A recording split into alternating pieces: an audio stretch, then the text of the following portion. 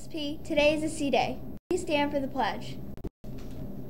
I pledge allegiance to the flag of the United States of America and to the republic for which it stands, one nation, under God, indivisible, with liberty and justice for all.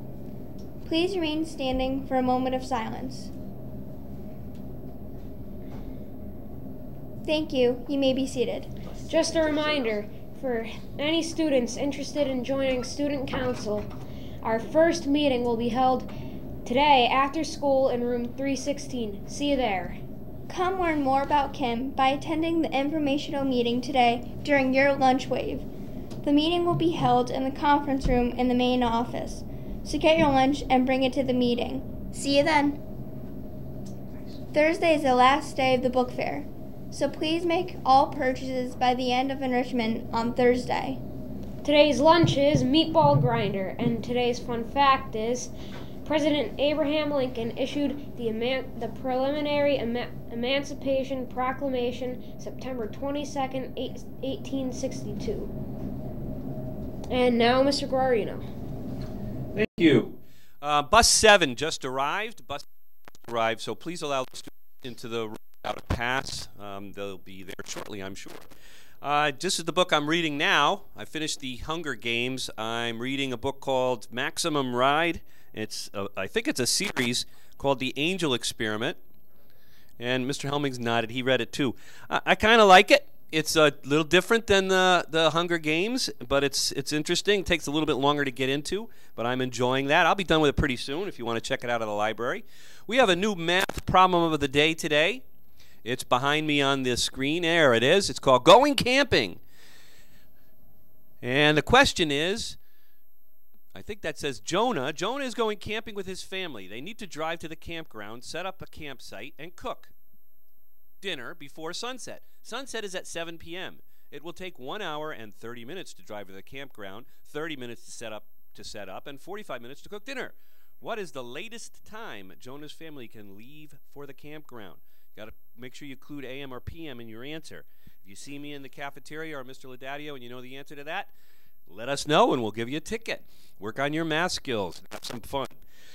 Don't forget fundraisers. Today is the last day to turn in the food court fundraisers for the PTC, but the fundraisers for the Great American fundraiser are still, you still should be out there selling. The more you sell, the more money we make here for your trips.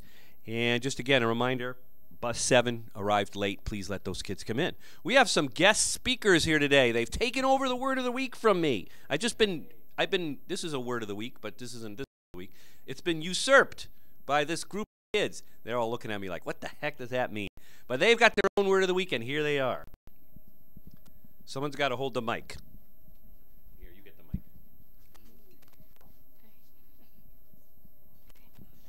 Hi, I'm Michelle Grenier. This is Alex Gerard and Sydney McGuff. We are the Word of the Week team. We will be here every Wednesday to present a word challenge to MSP.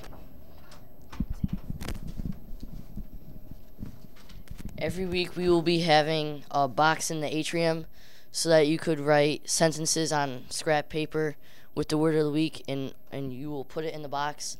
And every Wednesday we will draw 3, and the winner of the 3 sentences will get 5 tickets. And this week's word of the week is permeate. It means to spread or diffuse through. And today's sentence is the smoke permeated the room. If you make up a sentence using the word permeate and tell it to one of the adults in the cafeteria, you can get an express to success ticket. And now to Mr. Laudadio. Wait, I'm taking back over for a second. Mr. Guarino's got to jump back in there. That is very impressive. Much better job than me, and Dr. Straffi would be proud as well. Nice work. So permeate. I forgot to show this. These are little bubbles. Oh, there, I got to put them down here. No, it looked kind of neat like that with the background. These are the bubbles that you can fill out when you read a book and do a little bit of a summary. It says your name, title, and a review of the book, like a one-sentence review. You turn these into Mrs. Prokoff or Mrs. Lynch in the library, and this is the way you get to build up enough bubbles. See, they're coming for me to get dunked into the tank at the end of the year. So they're ready, and we already got 2 of them. I'm pretty good. Now to Mr. Laudadio.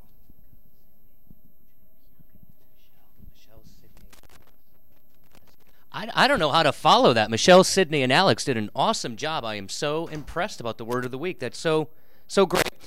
Students and teachers, can you listen up? I have late bus information again. I know I keep on bringing this up every day, but experience has told me that the first couple of late buses, we tend to have a little bit of confusion.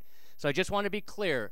You should not be staying after to use the late bus unless you're staying with a teacher or another adult for some planned activity. Do not stay after school and then show up at a teacher's classroom asking if you could stay after with them. It has to be planned ahead of time. You can't be supervised at the middle school, unsupervised at the middle school, just hanging out. If you're using the Hartford late bus, you must sign up by 11 a.m. in the main office. Again, if you're using the Hartford late bus, it's 11 a.m. You have to sign up by 11 a.m. in the main office. If you're using the Plainville late buses, there's 2 of them. You sign up during your lunch waves. Check the map in the cafeteria. I'll be happy to help you. You're looking for the closest intersection to your home address. So it's not dropping you off like the 245, 250 after school bus does. It drops you off at a close intersection. Let's see, what else? If you're staying after for late bus, you're going to report to room 504 at 4:15. There's no supervision before that time. So if you're staying after with that person until 4:15. Respect and responsibility all day long. Have a great day. Thank you.